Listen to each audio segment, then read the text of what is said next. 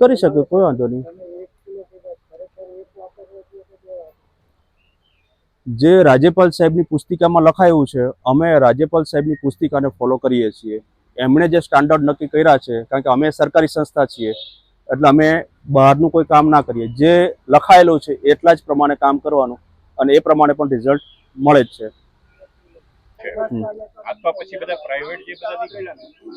સાહેબ શ્રી, મારો એક પ્રશ્ન છે કે આ નાની ભમતી ખાતે જે જીવામૃત મોડેલ જે કોની પ્રેરણાથી સ્થાપના ક્યારે કરવામાં આવી? મુખ્ય પ્રેરણા તો જોઈએ તો આપણા રાજ્યપાલ સાહેબ શ્રીની જ પ્રેરણા છે કે ભાઈ ખેડૂતો પ્રાકૃતિક ખેતી તરફ વળે. તો હવે એઝ અ સરકારી કર્મચારી અમે શું કરી શકીએ? બરાબર છે. હવે આમ જોઈએ તો અમે તો શું છે, ટ્રાન્સફરેબલ જોબ વાળા છીએ, પણ જેટલો ટાઈમ જ્યાં બેઠા છીએ ત્યાં આપણે ખેડૂતો માટે શું કરી શકીએ કે જેથી આપને પણ એમ થાય કે ભાઈ આપણે પણ જોબ સેટિસ્ફેક્શન થાય, એવું શું કરીએ? તો અમારી ખેતીવાડી શાખાના અમારા જે જિલ્લા ખેતીવાડી અધિકારી સાહેબ શ્રી ગજેરા સાહેબ છે, અમારા DDO madam Shri Pushpalata madam હતા, કલેક્ટર મેડમ હતા, તે અને અમારી ખેતીવાડીની ટીમ સંયુક્ત રીતે નક્કી કર્યું કે કંઈક ખેડૂતોને આપણે આપીએ કે જેથી ખેડૂતો આપને કહે કે ના, ખરેખર જિલ્લામાં કોઈ સારું કામ થયું છે. તો મુખ્ય પ્રેરણાનો સ્ત્રોત તો રાજ્યપાલ સાહેબ છે અને બીજા અમારા સિનિયર અધિકારીઓ છે એ છે. બરાબર. હવે ખેડૂતને ઓર્ડર આપ્યા પછી આ જીવામૃત કેટલા સમયમાં મળી શકે છે અને એમને મેં આગળ વાત કરી એમ કે ભાઈ અમે 18 જેટલા સેન્ટરો બનાવ્યા છે અને બધા સેન્ટરોની તારીખો ફિક્સ કરી દીધી છે કે ભાઈ નવસારીમાં જાય છે તો ભાઈ દર સોમવારે નવસારી તાલુકામાં જ જશે, મંગળવારે જલાલપુર તાલુકામાં જશે. આ શિડ્યુલ 1 મહિના અગાઉ નક્કી થઈ ગયો હોય અને એ પ્રમાણે અમે બધા જ સેન્ટરોને જાણ કરી દીધી હોય અને સેન્ટરોવાળાએ એના જે ખેડૂતો છે એને જાણ કરી દીધી હોય. એટલે ખેડૂતો પણ એ રીતે તૈયાર જ હોય કે ભાઈ અમારે આ તારીખે લેવાનું છે. બીજું સાથે સાથે નૈસર્ગિક નવસારી નામની જે આપણી એપ્લિકેશન છે એમાં પણ સેમ આ જ મિકેનિઝમ છે. ખેડૂત પહેલાં અમને રિક્વેસ્ટ આપશે કે ભાઈ મારે આંબા પાક છે, મારે 500 લીટર જીવામૃતની જરૂર છે 2 તારીખે. એટલે અમારા જે સેન્ટર નોડલ હશે એ કહેશે કે ભાઈ તમને 2 તારીખે નહીં મળે, તમને 5 તારીખે મળશે, કારણ કે આપણા રૂટની ગાડી 5 તારીખે આવે છે. એટલે તમને 5 તારીખ માટે અમે ડન કરી દઈએ છીએ. એટલે સામે ખેડૂત પણ એગ્રી થાય કે હા ઓકે 2 તારીખે નહીં 5 તારીખે. એટલે જેવું 5 તારીખે મટીરિયલ એ પોઈન્ટ ઉપર આવે એટલે ખેડૂત ત્યાંથી લઈ જાય. સાહેબ શ્રી, મારો પ્રશ્ન એ પણ છે કે આ જીવામૃત છે નવસારીના 6 તાલુકા પૂરતું જ મર્યાદિત છે. જો બાજુનો તાલુકો ધરમપુર છે એને જો જોઈતું હોય તો મળી શકે? મળી શકે, એનો કોઈ વાંધો નથી, પણ હાલ અમને અહીંયા જ સફિશિયન્ટલી આ જે માળખું છે અહીંયા રન થાય છે અને ખેડૂતોને પહોંચાડીએ છીએ. હવે આને અમે થોડું ઇલેબોરેટ કરીએ તો બાજુના જિલ્લામાં જઈ શકાય છે, પણ અમે એવી આશા રાખીએ છીએ કે બાજુના જિલ્લાવાળા પણ સેમ આવું જ એક મોડલ બનાવે અને એ પોતે જ આખા જિલ્લાને સપ્લાય કરે. ખાલી ધરમપુર તાલુકો શું કામ? કપરાડા, નાના પોંઢા, વાપી, ઉદવાડા, વલસાડ બધા જ તાલુકાઓ લાભ લે ને. બાજુના જિલ્લાના સમગ્ર તાલુકાઓ પણ લાભ લઈ શકે. હા એમ, એટલે તમારા સેન્ટરમાં કોઈ પોઈન્ટ હોય તો ત્યાં, અથવા સરકારી કોઈ જગ્યા ખાલી હોય અમારી. સાહેબ શ્રી, આ ખૂબ જ સરસ સુંદર આપણે સમજણ આપી જીવામૃત કેવી રીતે બનાવવામાં આવે છે. હવે આ જીવામૃત તૈયાર થયા બાદ એની ગુણવત્તા આપણે ચેક કરવી હોય તો કોઈ લેબોરેટરી કે એવી કોઈ વ્યવસ્થા છે ખરી? આનું લેબોરેટરી પણ થઈ શકે છે, લેબોરેટરી પણ કરાવી શકાય, કોઈ પ્રશ્ન નથી. પણ પહેલાં જ કીધું એમ કે એની ટિપિકલ સ્મેલ ચાલુ થાય એટલે ત્યારથી કોઈ પણ જીવામૃત બનાવતા ખેડૂત હોય એ તરત જ કહી દે કે આ જીવામૃત તૈયાર થઈ ગયું છે. બરાબર છે. લેબોરેટરી ટ્રાયલ પણ બધા જ થઈ શકે છે અને બધા જ ટ્રાયલો થાય છે. બરાબર છે.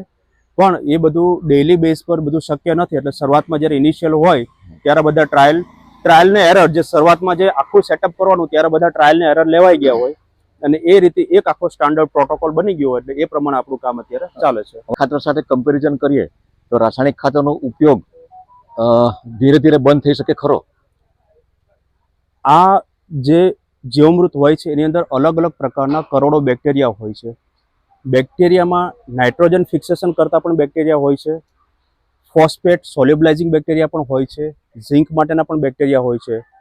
તો જમીનમાં જે અલભ્ય ખાતર પડ્યા છે વર્ષોથી, જે આપણે ડીએપી, મ્યુરેટ પોટાશ કે અલગ અલગ ખાતરો જે જમીનમાં નાખ્યા છે કે જે જમીનના પાર્ટિકલ્સ સાથે જોડાઈ ગયા છે, એ પાર્ટિકલ્સમાંથી એ ખાતર છૂટું પાડવાનું કામ આ બધા બેક્ટેરિયાઓ કરે છે. બરાબર છે. સાથે સાથે વાત કરીએ તો જમીનનું જે ઓર્ગેનિક કાર્બન છે એ વધારવાનું કામ આ બેક્ટેરિયા કરે છે. તો ઘણીવાર આપણે કહીએ ને કે ભાઈ આપણે પૌષ્ટિક આહાર ખાઈએ અને બહારનું પેલું પીઝા બર્ગર ખાઈએ તો આ વસ્તુ જે કામ કરે છે જમીન માટે પૌષ્ટિક આહાર આપવાનું કામ કરે છે, કે જમીનમાં જે પડેલી વસ્તુઓ છે તે છોડને મળી જાય, વધતા જમીનની પોતાની તંદુરસ્તી વધે, એ ટાઈપનો આ જીવામૃતનો આખો કોન્સેપ્ટ હોય છે. બીજો એક પ્રશ્ન છે, આ જીવામૃત ખેડૂત મેળવે છે, આમ જોવા જઈએ તો 6 તાલુકા માટે આ ક્વોન્ટિટી આપણને પહેલી નજરે ઓછી જણાય, તો આનું કેટલું પ્રમાણ એકર દીઠ કેટલું જાળવવું જોઈએ, એમાં કેટલા લીટર પાણી ભેળવવું જોઈએ? 200 લીટરમાં ધારો કે એક બનાવવું હોય. આપણું કેવું છે કે આ જીવામૃત મોડલ એ ટ્રાયલ બેઝ છે, કે ભાઈ એક ટ્રાયલ લઈએ અને અમને આ ટ્રાયલમાં સક્સેસ મળી છે, એટલે અમે આગામી વર્ષોમાં આ જ મોડલને મલ્ટીપ્લાય કરવા જઈ રહ્યા છે. હાલ કીધું એમ કે એક તાલુકામાં એક ટાંકી બનાવી છે, તો એક તાલુકા માટે 2 કે 3 ટાંકી તમે જોયો છે. આ બાજુની જગ્યા છે તે, અને આ સામેની જગ્યા અમે આ જ પ્રોજેક્ટમાં ફરી પાછી એક્વાયર કરવાના છીએ. પણ અમારે પ્રશ્ન એ છે કે ભાઈ અમારા ગ્રાન્ટનો પ્રશ્ન હોય, એટલે સરકારમાંથી ગ્રાન્ટ આવે, અમારો પ્રોજેક્ટ મંજૂર થાય એટલે અમે ફરી પાછું આને એક્સટેન્ડ કરવાના. એકર દીઠ કેટલું ભેળવવું જોઈએ કે જેથી આપણે 1 એકરમાં આપણે એનો છંટકાવ કે પછી એ કરી શકીએ? જીવામૃતના જે રાજ્યપાલ સાહેબની બુકલેટમાં જે પ્રોટોકોલ આપ્યા છે એ શાકભાજી પાકોના પ્રોટોકોલ હોય. 1 લીટરમાં કેટલું પાણી ઉમેરવું જોઈએ? તમે પાણી સાથે પણ આપી શકો છો, પાણી વગર પણ આપી શકો છો. જો તમે ધોરિયામાં પાણી આપતા હોય, બરાબર છે, તો બહાર તમે એક ટાંકી મૂકી દો, નળવાળી ટાંકી, ચાકીવાળી, અને એમાં તમે ધીમે ધીમે પાણી સાથે વેવડાવો તો આ જમીનને મળી શકે છે. તમે આને સ્પ્રે તરીકે આપવું હોય તો સ્પ્રે તરીકે પણ આપી શકાય છે. ક્વોન્ટિટીનું એટલું બધું મહત્વ નથી ના, આના સાથે ક્વોન્ટિટીનું મહત્વ નથી, પણ તેમ છતાં કહેવાય ને કે જે રાજ્યપાલ સાહેબની બુકલેટ છે એમાં અલગ અલગ પાક માટે અલગ અલગ માપદંડ આપેલા છે. આ બધા માપદંડ આપણે ફોલો કરવાના. આભાર, ખૂબ ખૂબ આભાર આપનો. નમસ્કાર સાહેબ, આ જીવામૃત વાપરે એટલે જ પ્રાકૃતિક ખેતી ચાલુ થઈ જાય કે એમાં બીજા બધા ઘણા આસ્પેક્ટ આપણે હાથે જોવાના છે? જીવામૃત એ પહેલો આસ્પેક્ટ છે, બરાબર છે. જેમ પંચસ્તરીય મોડલ, બરાબર છે, એમાં અલગ અલગ આયામો છે. બીજામૃત છે, જીવામૃત છે, ઘન જીવામૃત છે, મિક્સ પાક પદ્ધતિ છે, આચ્છાદન છે, વાપસા છે. આ બધા જ પેરામીટર પ્રાકૃતિક ખેતીના અલગ અલગ પેરામીટર છે, અલગ અલગ ભાગ છે. પણ સૌથી બેઝિક જે ભાગ છે તે છે જીવામૃત. વાપસા કન્ડિશન માટે અલગથી કશું કરવાનું નથી. તમારા ખેતરમાં વાપસા એટલે તમને ખ્યાલ છે, વરાપ આવે ત્યારે જે આપણે કામ કરીએ તે. બીજું છે આચ્છાદન. તો આપણે પણ આપણા વડવાઓને ખ્યાલ છે કે ભાઈ 2 લાઈન 2 ચાસ વચ્ચેની જે જગ્યા હોય તેને આપણે ઢાંકીને રાખવી જોઈએ. ઢાંકીને શું કામ રાખવી જોઈએ? તો કે ભાઈ ભેજ ઉડી ના જાય. લાંબો ટાઈમ સુધી જો ભેજ રહેશે જમીનમાં તો એ ભેજ કોને કામ લાગશે? છોડને કામ લાગશે. તો આપણે એક્સેસ પિયત આપવાની જરૂર પડશે નહીં. સાથે સાથે ભેજ જળવાશે અને સીધો તડકો જમીન પર નહીં પડે તો જમીનની અંદર રહેલા જે પોષક તત્વો છે એ પણ કોને મળવાના છે? છોડને મળવાના છે. સાથે સાથે તમે જે આચ્છાદન કર્યું હોય તે શેનું કર્યું હોય? કે આપણા જ સૂકા પાંદડા કે વધારાનો કચરો હોય એનું જ કર્યું હોય, કે જે પણ કેવું છે ઓર્ગેનિક વસ્તુ છે. તો જતે દાડે એ પણ ઓગળીને અંદર ખાતર જ થઈ જવાનું છે. તો આચ્છાદન છે, વાપસા કન્ડિશન છે. બીજું છે પંચસ્તરીય મોડલ. તો કેવું કે ભાઈ કોન્સેપ્ટ એવો છે કે ભાઈ કોઈ એક પાકમાં કે ભાઈ તમે પ્યોરલી ડાંગરમાં પ્રાકૃતિક ખેતી કરો, પ્યોર આંબામાં પ્રાકૃતિક ખેતી કરો, એના કરતાં મિક્સ કલ્ટિવેશન એટલે કે નાની હાઇટવાળા છોડ, મીડિયમ હાઇટવાળા છોડ, મોટી હાઇટવાળા છોડનું આખું એક સ્ટ્રક્ચર બનાવો, જેને આપણે પંચસ્તરીય મોડલ કહીએ છીએ. તો એનાથી શું થશે કે ખેડૂતોને અલગ અલગ પાક અલગ અલગ સિઝનમાં મળશે. વધતા એને ભય નહીં રહે કે ભાઈ મારો કોઈ એક પાક ફેલ થઈ ગયો, બરાબર છે. આપણે આંબાવાડીમાં કહીએ કે આ વખતે ભાઈ બહુ બધો મધ્યો આવી ગયો અને મને બહુ મોટું નુકસાન થયું. પણ જે લોકો પંચસ્તરીય મોડલમાં કામ કરે છે એ લોકો શાકભાજી પાકઈ કરે છે, પપૈયા કેળા જેવા પાકઈ સાથે કરે છે, સાથે આંબા હોય, જમરૂખ હોય, લીંબુ હોય, આવું મિક્સ કલ્ટિવેશન કરે છે. તો આવો કોન્સેપ્ટ વાપરશો તો 110% પ્રાકૃતિક ખેતીમાં આપણે કહેવાય ને કે કોઈના પર આધાર રાખવાની જરૂર પડશે નહીં. અને આ સિસ્ટમ આખી તમારી 12 માસ ચાલશે. એવું નહીં કે તમે ડાંગર લઈને છૂટા થઈ ગયા કે આંબાનો પાક લઈને છૂટા થઈ ગયા. આ તમારું કન્ટિન્યુઅસ, તમારા 1 કે 2 લેબર હશે તો કન્ટિન્યુઅસ તમારી સાથે જોડાયેલા રહેશે અને આખું વર્ષ કામ મળતું રહેશે. વધતા તમે પણ જો વેચતા હોય, શાકભાજી વેચતા હોય તો તમારી શાકભાજી કન્ટિન્યુ ચાલુ રહેશે. મેથી, પાલક, તાંદળચો એવી ભાજી ચાલુ રહેશે. ખ્યાલ આવ્યો? તો આ રીતે આખું એક આ ક્લબ કરેલું કામ છે. પ્રાકૃતિક ખેતી એ ફક્ત જીવામૃત એટલે પ્રાકૃતિક ખેતી નહીં, પણ સૌથી પહેલું પગથિયું આ છે. લોકો પહેલું પગથિયું ચડશે તો બીજા ત્રીજા સ્ટેપ ઉપર જવાશે. તો પહેલા પગથિયા માટેની આ રિક્વાયરમેન્ટ છે અને એની આગળની રિક્વાયરમેન્ટ છે દેશી ગાય. દેશી ગાય નથી, એના માટે જ આપણે આ જીવામૃત બનાવીને આપણે ખેડૂતોને આપીએ છીએ. અને બીજું, ખેડૂતોની આદત કેવી પડી છે, રેડી ટુ યુઝ. આપણે જાણીએ છીએ કોઈ પણ વસ્તુ રેડી ટુ યુઝ. તો જીવામૃત બનાવવા માટે જે 7 દિવસનો ટાઈમ લાગે છે, એના માટે છાણ જોઈશે, ગૌમૂત્ર જોઈશે, બધું મિક્સ કરવાનું, હલાવવાનું, 6 થી 7 દિવસ સુધી વેઇટ કરવાનો, એને ગાળવાનું અને પછી વાપરવાનું. તો આ લેબરિયસ કામ ના કરવું પડે એના માટે આપણે રેડી ટુ યુઝ સીધું જ તમે તમારા ખેતરમાં વાપરી શકો, એ કોન્સેપ્ટથી આપણે કામ કરીએ છીએ. 100% પ્રાકૃતિકમાં ના જતા રહ્યો, બરાબર છે. તમને પણ એમ થશે કે આ શું થાય છે, તો બેટર છે કે તમે 50-50%માં આવો, 70-30%ના રેશિયોમાં આવો. અને બીજું કે તમારી પાસે કદાચ 5 વીઘા જમીન હોય તો 5 વીઘામાંથી 1 વીઘાને પ્યોર ખેતીમાં રાખો, પ્યોર પ્રાકૃતિકમાં જવા દો. બાકીના 4 વીઘા છે એમાં મિક્સ ચાલુ કરો, 70-30નો રેશિયો, 50-50%નો રેશિયો, બરાબર છે. તો આ જમીનને બી તમે ધીમે ધીમે કન્વર્ટ કરો.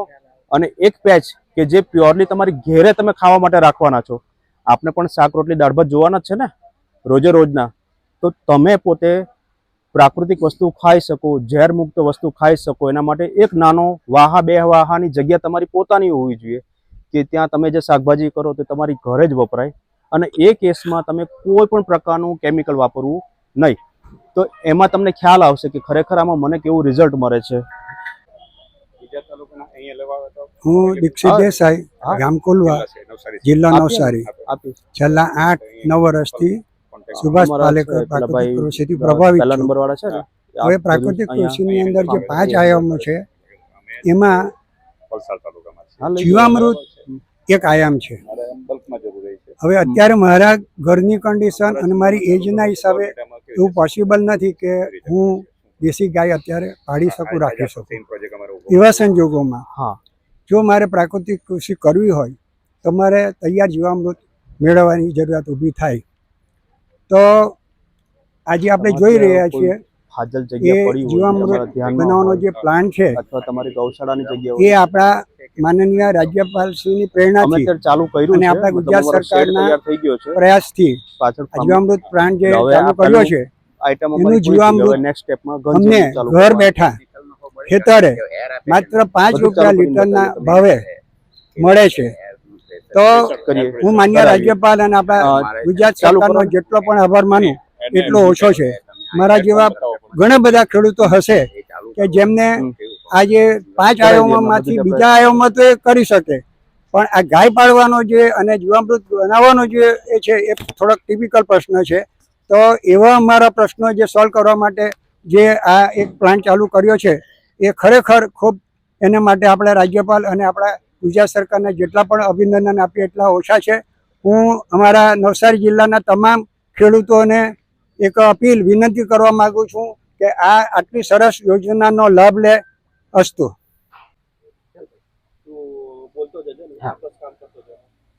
આ અત્યારે અમે એક ડોલમાં છે ને અત્યારે સેમ્પલ માટે રાખ્યું છે. તેમાં 1200 લીટર જીવામૃત બનાવવા માટે 60 લીટર ગૌમૂત્ર,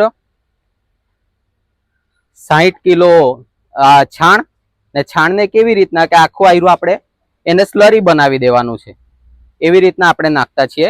તે ઉપરાંત 6 કિલો બેસન, બેસનને પણ આપણે આખું ઓગાળી દેવાનું છે કે એના કોઈ ગઠ્ઠા એવા નહીં રહી જાય, એના માટે આપણે બેસનને આખું ઓગાળી દેવાનું છે.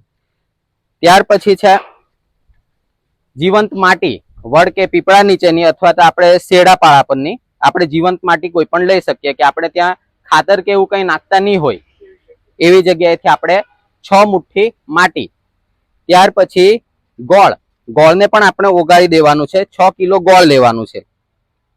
એ આટલી વસ્તુઓ જે 1200 લીટરના જીવામૃત બનાવવા માટે આટલી વસ્તુઓ અહીંયા આપણે ઉપયોગ તરીકે લેતા છીએ.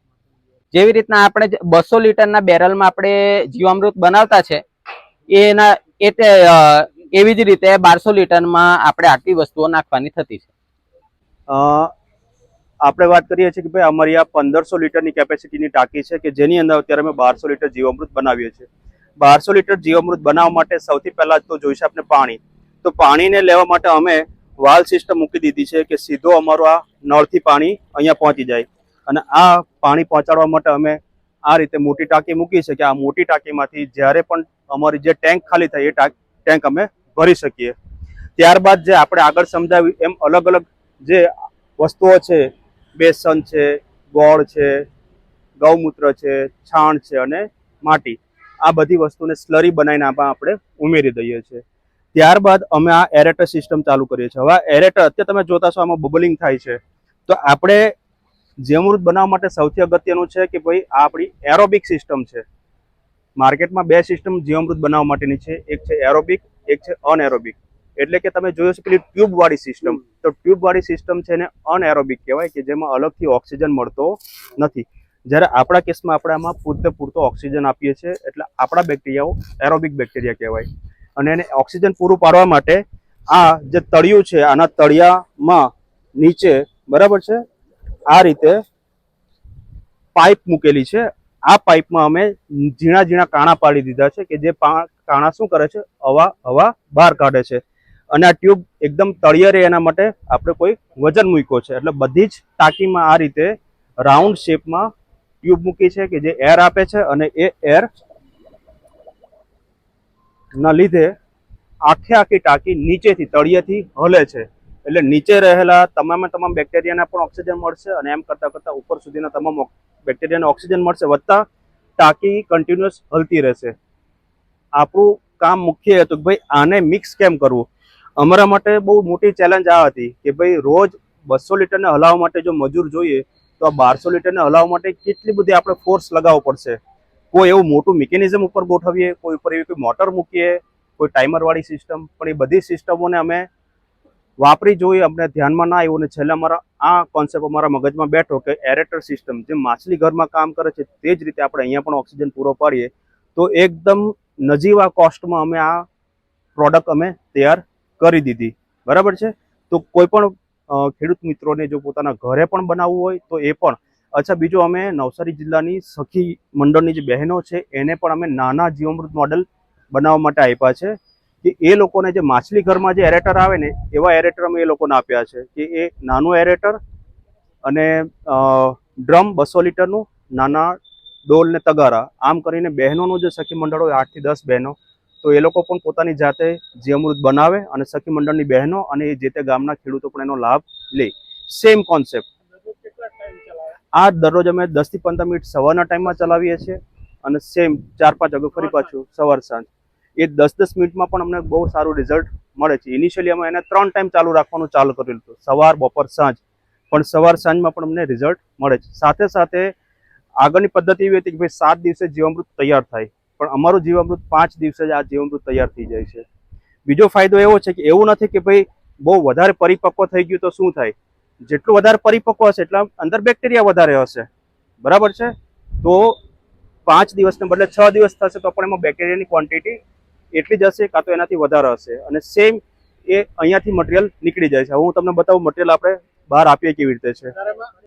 હા, થઈ શકે. હા, પરેશભાઈ, આ જે તૈયાર થયેલું જીવામૃત છે એમાં બેક્ટેરિયા કેટલા દિવસ સુધી જીવંત રહે?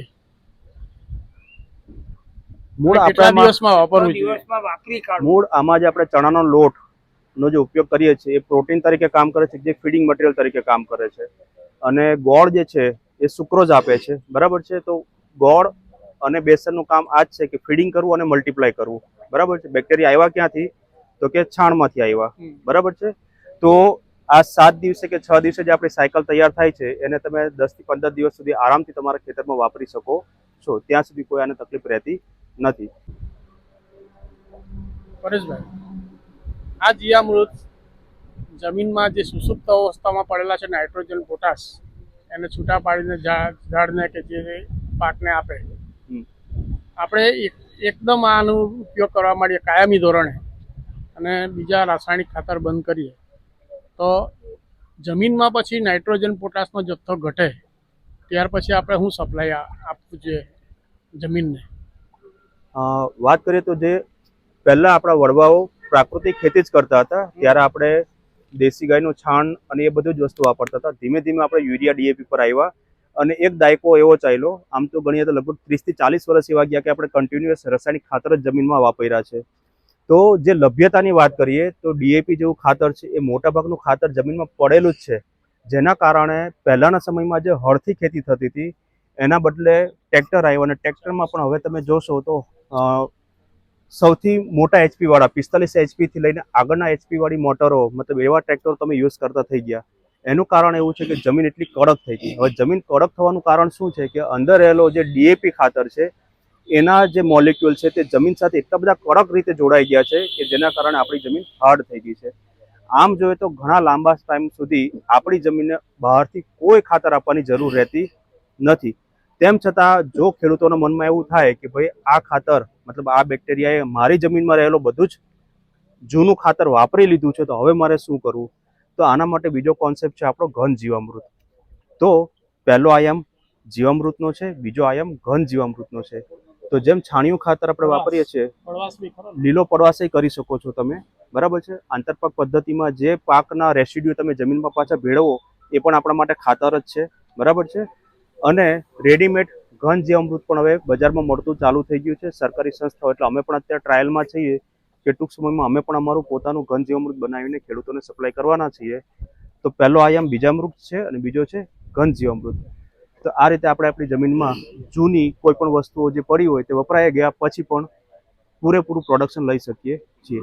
ખાસ અગત્યનો એ છે, આ બધી વસ્તુનું કામ એ છે કે જમીનમાં રહેલો ઓર્ગેનિક કાર્બન વધારવો. છોડ તંદુરસ્ત હશે તો બાય ડિફોલ્ટ એમાં રોગ જીવાત ઓછા લાગશે અને સાથે સાથે ઉત્પાદન સારું જ આપશે. આપણે સમજીએ છીએ એમ કે ભાઈ સગર્ભા માતા હોય તો જો માતા જેટલી હુષ્ટપૃષ્ટ હશે તો બાળક એટલું સારું આવશે. જો માતા નબળી હશે તો બાળક પણ એ રીતે આવશે. તો સેમ આપણી જે ધરતી માં છે આમાં પણ આ જ નિયમ લાગુ પડે છે. માં જેટલી મજબૂત હશે, જેટલી સશક્ત હશે, એટલો છોડ આપણો સશક્ત બનશે, એના પર એટલા જ રોગ જીવાત ઓછા આવશે. સાથે સાથે બીજા આયામોની વાત કરીએ તો નિમાસ્ત્ર, બ્રહ્માસ્ત્ર, અગ્નિઅસ્ત્ર એટલે કે પેસ્ટ કંટ્રોલ. સપોઝ કે રોગ જીવાત આવે જ છે તો શું કરવું? તો આના માટે આ પણ બધા આયામો છે પેસ્ટ સાઇડના, તો એ આયામો પણ ખેડૂતો સાથે સાથે વાપરે છે. પરેશભાઈ, આ પોષક તત્વોની બાબતમાં એવું છે કે આપણા સુભાષ પાલેકર એમ કહે છે કે આ જે ધરતી છે ને એ પોષક તત્વોનો તો ભંડાર છે, પણ જરૂર છે એ લભ્ય સ્વરૂપમાં હોવા જોઈએ. એટલે આ જીવામૃતની અંદર જે પોષક તત્વોને ઓગાળવાનું, એને લભ્ય સ્વરૂપમાં બનાવવાનું કામ જ આ જીવાણુઓ કરે. એટલે મહત્તમમાં મહત્તમ જો જીવાણુ એને આપતા રહીએ જમીનની અંદર તો પોષક તત્વો ખૂટે એવા છે જ નથી. અને એવા બધા આપણે જો એ કરીએ તો ઘણા બધા મોડેલો આજે આપણને જોવા મળે કે જે માત્ર અને માત્ર પ્રાકૃતિક કૃષિથી ભરપૂર ઉત્પાદન આપે છે. ઓમ શાંતિ. પરેશભાઈ, ખૂબ ખૂબ અભિનંદન. સરકારની આ યોજનાને બધા ખેડૂતો વતી હું હૃદયપૂર્વક બિરદાવું છું. લગભગ બધા જ ખેડૂતો રાસાયણિક ખેતીના ગેરફાયદાઓથી અવગત થઈ ચૂક્યા છે, બધા થાકી ગયા છે. આ પ્રશ્ન, જે મૂળભૂત પ્રશ્ન હતો કે ખેતર સુધી પહોંચાડવાનું વ્યવસ્થાપન કોણ કરે, એ દિશામાં તમે ખરેખર બહુ સરસ ઘર બેઠા જીવામૃત મળે એ પ્રકારની યોજના વિકસાવી છે. અભિનંદન. કેટલીક બાબતો હજી પણ ચિંતન માગે એવી રહેવાની છે, કારણ કે અત્યારે રાઈટ નાવ રાસાયણિક ખેતરના પ્રભાવમાંથી હજી પૂરેપૂરો મુક્ત થયો નથી. તો રાસાયણિક ખાતર નાખ્યા પછી કેટલા સમય પછી આનો ઉપયોગ કરીએ જેથી કરીને આના બેક્ટેરિયાઓનું કોઈ નુકસાન ન થાય, એટલે કોઈ જેને સેફ્ટી પીરિયડ કહીએ સ્પાન, એના બાબતે માર્ગદર્શન આપો. આંબા અને ચીકુના પાક માટે સ્પેશિયલી વર્ષમાં કેટલી વખત આને આપવું જોઈએ. બે ત્રણ બાબતો તો બહુ સરસ સ્પષ્ટતા થઈ ગઈ કે ભાઈ જે 5 દિવસમાં તૈયાર થાય એ બધા બેક્ટેરિયાઓ જીવી શકે, એને મળે ત્યાં સુધી એ જીવી શકે. તમારું ગોળ, બેસન વગેરે જે કંઈક નાખ્યું છે એને મળતું રહેશે ત્યાં સુધી એ ગ્રોથ પણ કરે અને ટકી રહેશે.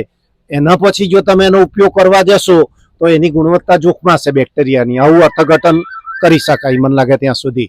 આંબાના પાકના અનુસંધાનમાં જે મોરની ઉપર જે ફૂગ આવે અને ઇન્સેક્ટિસાઇડ વગર અત્યારે કોઈ વિકલ્પ નથી, એને માટે પણ એક આશાનું કિરણ અહીંયા આગળ દેખાય છે કે તમારી જમીનની ગુણવત્તા જો સ્ટ્રેન્થન થશે, જમીનની ગુણવત્તા જો બહુ સારી હશે તો એ ઝાડની રેઝિસ્ટિવિટી પણ બટ નેચરલ વધવાની, અને રેઝિસ્ટિવિટી વધે જેમ નબળું માંદગીને વધારે સહેલાઈથી ગ્રહણ કરે અને સશક્ત માણસને એ જ માહોલમાં રહેતા હોવા છતાં પણ એ રોગની અસર થતી નથી. સેમ પ્રિન્સિપલ ઝાડ માટે લાગુ પડવાનો. એટલે જમીનની ગુણવત્તાના સમૃદ્ધિકરણ માટેની આ સરસ મજાની યોજના છે. મારે આ તકે જિલ્લાના અને તાલુકાના તમામ ખેડૂતોને કહેવાનું છે, આનાથી વધારે સરકાર નહીં કરી શકે સાહેબ. તમને રેડીમેડ વસ્તુ મળી જતી હોય, બસ તમારે એને પાણીમાં ભેળવવાનું કોઈક રીતે. તમે ડ્રીપ દ્વારા ભેળવો અથવા તો ફ્લડ ઇરિગેશન થતું હોય તો એની અંદર ડ્રોપ વાઇઝ તમે ડ્રોપ કરીને પણ પહોંચાડી શકો. આમાં આપણે પણ સહયોગી બનવાની જરૂર છે. બિંગ અ ફાર્મર કેટલીક જવાબદારી આપણી પણ બનતી હોય છે, અને પછી વારંવાર આનું ચિંતન થાય, આની સમસ્યાઓનું પણ સમાધાન થાય, અને આમ કરતાં કરતાં જે સ્વપ્ન છે આપણા રાજ્યપાલ શ્રીનું, એ સ્વપ્ન સાકાર થાય કે રાસાયણ મુક્ત બને, ફરી પાછી સોના ઉગલતી ધરતી બની જાય. એ માટેનું આ પહેલું પગથિયું છે. ફરીથી તમારા સિસ્ટમના પ્રયત્નોને અમે ખૂબ દિલથી બિરદાવીએ છીએ. અભિનંદન. ઓમ શાંતિ. સાહેબ, મારે તમને એ જ પૂછવાનું હતું કે આ 1200 લીટરની જે કેપેસિટી ખરી ને, એમાં તમે જ્યારે એને કસ્ટમને જે આપો છો ત્યારે કેટલો ડ્રેન કેટલું કરો? બધું જ પૂરેપૂરું કરો કે પછી અમુક લીટર રાખવું પડે? જેવી રીતે દહીંની અંદર આપણે વલણું તરીકે થોડુંક રાખીએ તેવું આમાં બી આવી હોઈ શકે ને, બેક્ટેરિયા એટલે. હા, હવે આપણે આ ટાંકીની વાત કરીએ કે હાલ અહીંયા પ્રોસેસ ચાલુ છે, બરાબર છે. આ પ્રોસેસ જ્યારે પૂરી થશે, બરાબર છે, ત્યારે અમે એને ડ્રેન આઉટ કરશું. હવે જ્યારે અમે ડ્રેન આઉટ કરીએ છીએ તો આ ટાંકી આજે જ ખાલી થઈ છે. હવે આ ટાંકી આજે ખાલી થઈ તો તમે જોઈ શકો છો નીચે 4 થી 5 આંગળ જેટલું હજુ સ્લરી અંદર રહી છે, કારણ કે આ જાડી સ્લરી હોય તે પંપમાં શક થઈ શકતી નથી. એટલે ફરી પાછું આ જૂનું મેળવણ અંદર રહેશે જ, વત્તા નવું જે અમારે મિક્સર અંદર એડ કરવાનું છે અમે એડ કરીએ છીએ. આવું અમે એક ટાંકીને 2 વાર ચલાવીએ છીએ. જૂના મેળવણ સાથે અમે 2 વાર ટાંકી ચલાવીએ છીએ, ત્યાર પછી આખી ટાંકી સાફ કરી દઈએ છીએ. કારણ કે કેવું થાય, ઘણીવાર જૂનું આવી રીતે મેળવણ ચાલુ રાખીએ તો યુઝફુલ બેક્ટેરિયાની સાથે સાથે હાર્મફુલ બેક્ટેરિયા પણ વધવાની શક્યતા છે, હાર્મફુલ ફંગસ વધવાની શક્યતા પણ છે. એટલે અમે દર 2 સાયકલ પછી આ ટેન્ક આખી સાફ કરી દઈએ છીએ અને નવેસરથી આખી સાયકલ રન કરીએ છીએ કે જેથી કોઈ પણ પ્રકારની ફૂગ કે બેક્ટેરિયા કે જે છોડને નુકસાન કરે અથવા જમીનને બગાડે તેવી પણ આમાં થઈ શકે નહીં. આ કોમ્પ્રેસરથી જે હવા જાય છે સાદી હવા જ જાય છે ડાયરેક્ટ? સાદી હવા. ઓક્સિજન વાળી કે એવું નહીં? ના, સાદી હવા. જે આપણી ટ્યુબ વાળા પંચર વાળા જે કોમ્પ્રેસર હોય છે, સેમ એ જ કોમ્પ્રેસર રાખ્યો છે, એ જ કોમ્પ્રેસર અહીંયા એર આપે છે. અને એર એડજસ્ટમેન્ટ કરવાનો પણ ઓપ્શન છે કે એકી સાથે મારે 6 ટાંકીમાં એર આપી, કોઈ 2 ટાંકીમાં એર આપી, એટલે બધી ટાંકી દીઠ જો છે ટાંકી દીઠ અમે સિસ્ટમ સેટ કરેલી છે એમ. નહીં, અત્યારે ખાલી થઈ ગઈ છે એટલે એ પણ અહીં મિકેનિઝમ આપ્યું છે કે ભાઈ કઈ ટાંકીને કેટલું એર આપી. જો એર ઓછી પડતી હોય તો અમે એરને એડજસ્ટ પણ કરી શકીએ છીએ, અથવા કોઈ ખાલી ટાંકી છે તો મારે આ ખાલી ટાંકીને એર આપવાની જરૂર નથી તો આ ના ખાલી ટાંકીની એર બંધ છે, જ્યારે બાકી ભરેલી ટાંકી છે એમાં એર. તમારું જીવામૃતનું મોડેલ અમને બહુ ઘણું અનુકૂળ આવ્યું, સારું છે. હું વલસાડ તાલુકામાંથી આવું છું, તો અમને આ સેમ મોડેલ બનાવવા માટે ગવર્મેન્ટ કે જિલ્લા પંચાયત તરફથી શું સપોર્ટ કરી શકો એવું તમે અમારા જિલ્લામાં? હવે અમારા અહીંયા જિલ્લા વિકાસ અધિકારી મેડમ શ્રી હતા પુષ્પલતા મેડમ, એ અમારા કલેક્ટર સાહેબ હતા, તે અમારા જિલ્લા ખેતીવાડી અતુલભાઈ ગજેરા સાહેબના સંયુક્ત પ્રયત્નથી અમારી પોતાની ફાર્મની જગ્યા છે એટલે અહીંયા અમે આ મોડેલ ડેવલપ કર્યું છે. આ જ રીતે વલસાડ જિલ્લામાં અમારી ખેતીવાડી ખાતાના જે કોઈ ફાર્મ હોય અથવા કોઈ બીજા પણ પડતર જગ્યા હોય તો ત્યાં આ મોડેલ આપણે આરામથી ડેવલપ કરી શકીએ છીએ. આના માટે ફંડિંગ જિલ્લા પંચાયત પણ પોતાનું ફંડિંગ આપી શકે છે, કોઈ એનજીઓ પણ પોતાનું ફંડિંગ આપી શકે છે, અને અલગ પણ ગ્રાન્ટ આમાં મેળવી શકાય છે. પણ જ્યાં સુધી અમારા કંટ્રોલમાં રહે ત્યાં સુધી અમને વધારે સારું લાગે, કારણ કે અમારું જ આખું તંત્ર છે, ગ્રામ સેવક, વિસ્તરણ અધિકારી. એટલે તમે જે સિસ્ટમ બતાવી છે ગામ સેવક થી લઈને તાલુકા લેવલ, એટલે એ તમારી સિસ્ટમથી હું એપ્રિશિએટ થયો છું, બરાબર છે. એટલે એ સિસ્ટમ અમારા જિલ્લામાં હું તો એવું વિચારું છું કે દરેક તાલુકામાં આ સિસ્ટમ હોવી જોઈએ તો દરેકને અવેલેબલ થાય, કેમ કે આનો જરૂરિયાત ઊંચી છે. હવે કોઈ ખેડૂત અપનાવે સૌથી અગત્યનું છે રો પ્રોડક્ટ. Raw product. હવે રો પ્રોડક્ટ વારે ઘડીએ ક્યાંયથી લાવવી અઘરું છે, એટલે અમે આ ગૌશાળા સાથે એટલે ટાઈપ કર્યું છે કે અમને સ્ટાન્ડર્ડ વસ્તુ મળવી જોઈએ. જો ઇનપુટ સ્ટાન્ડર્ડ હશે તો આઉટપુટ સ્ટાન્ડર્ડ આવશે. એટલે હવે તો અમારા જિલ્લામાં તો બહુ ઘણી જગ્યાએ ગૌશાળા થઈ ગઈ અને સ્ટાન્ડર્ડ મટીરિયલ, અને મારા પોતાના ગામમાં તો છે ને 1 નંબરની સ્ટાન્ડર્ડ ગૌશાળા છે. એટલા માટે અમને રો મટીરિયલનો કોઈ વાંધો નથી. અમે દરરોજનું 10,000 લીટર બનાવી શકીએ એટલી કેપેસિટી છે. મારા પર અત્યારે 6 ક્યુબિક મીટરની 3 અનઅર્વિક બેગ છે. અને મારા પોતાનું પર્સનલ અને ગૌશાળાનું થઈને લગભગ 30,000 લીટરની ટાંકીઓ છે, 1,000 લીટરની. પરેશભાઈ, આપના તરફથી જે અમને સમજ આપવામાં આવી, તો અમારું જે સંગઠન છે શ્રી ગુજરાત રાજ્ય ગૌશાળા પાંજરાપોળ સંઘ, તો કાચા માલની જે સમસ્યા છે, તો એ કાચા માલની સમસ્યા અમારું ગૌશાળા સંઘ એનું હલ આપી શકે છે. અને દરેક તાલુકામાં અમારી ગૌશાળાઓ છે જ, અને કમ્પ્લીટલી દેશી ગાયોની જ છે, એને એ જ અમારી સાથે જોડાયેલા છે.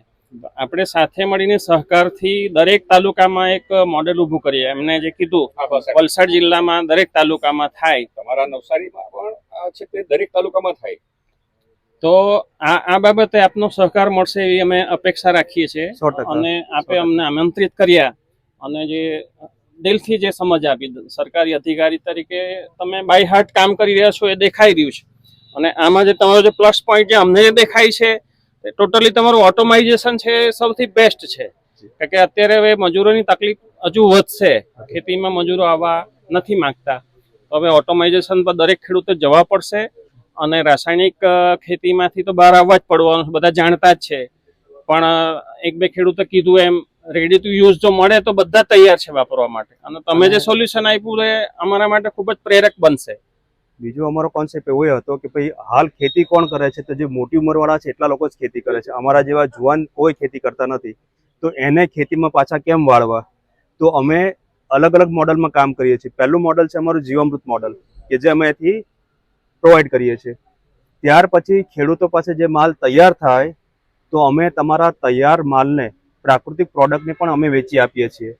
નૈસર્ગિક નવસારી નામની અમારી જે એપ્લિકેશન છે, એમાં જીવામૃતનો આયામ તો છે, સાથે સાથે તમારા પ્રાકૃતિક ઇનપુટ વાપરીને જે પ્રોડક્ટ તૈયાર થઈ હોય એ તમે એમાં ફોટા પાડીને મૂકી દો, તો શહેરી વિસ્તારના અમારા જેટલા કસ્ટમર છે એ પણ એ ગ્રુપમાં જોડાયેલા છે. એ એપ્લિકેશન છે, ગૂગલ પ્લે સ્ટોરની એપ્લિકેશન જ છે.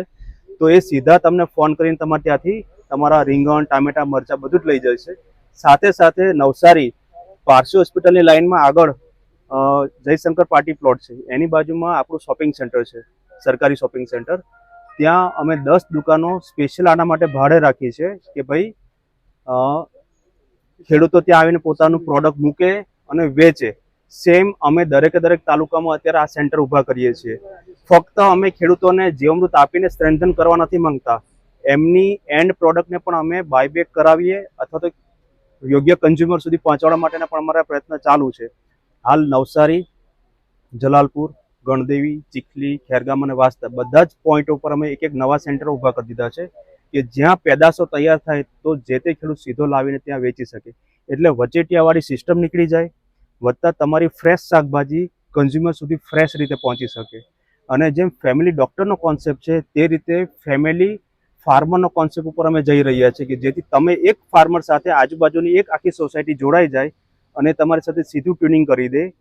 આમ કરીને નવો ખેડૂત એટલે કે યંગ જનરેશનનો ખેડૂત પણ ખેતી સાથે સંકળાય, એ અમારો મુખ્ય આશય છે. પ્રાકૃતિક ખેતીથી સ્વાસ્થ્ય તો સુધારવું છે, પણ નવી જનરેશન કે જે ખેતીથી દૂર ભાગે છે એને પણ ફરી પાછી ખેતીમાં લાવવાનો પણ અમારો એક અભિગમ આ રીતે ચાલી રહેલો છે. તો દ્વારા આ પ્રકારનું જીવામૃત બનાવી શકાય. તો બંને જે ગુણવત્તા બંનેની સરખી જ બને, બંનેના ફંક્શનિંગ તો જુદા હશે ને? બંને બેક્ટેરિયા અલગ અલગ ક્લાઇમેટમાં ડેવલપ થાય છે, એટલે બંનેના ફંક્શન જુદા જુદા હોય છે. બરાબર છે. બંને મેથડ એની જગ્યાએ સાચી છે, પણ સૌથી સારી જે બેસ્ટ મેથડ છે, કારણ કે જમીન ખુલ્લી રહેવાની છે, ખેતરમાં તો ઓપન રહેવાની છે, એટલે જે જીવંત બેક્ટેરિયા છે, જે બાયોટિક બેક્ટેરિયા છે કે જે હવા લઈને જીવી શકે છે, એ બેક્ટેરિયાની એફિશિયન્સી બાય ડિફોલ્ટ સારી જ રહેવાની છે. એટલે જમીનમાં જઈને મલ્ટિપ્લિકેશન એનું વધારે થાય, સારી રીતે તો કાયમ ચાલુ જ રહે, સાયકલ જે છે આપણી બ્રેક નહીં થાય. અને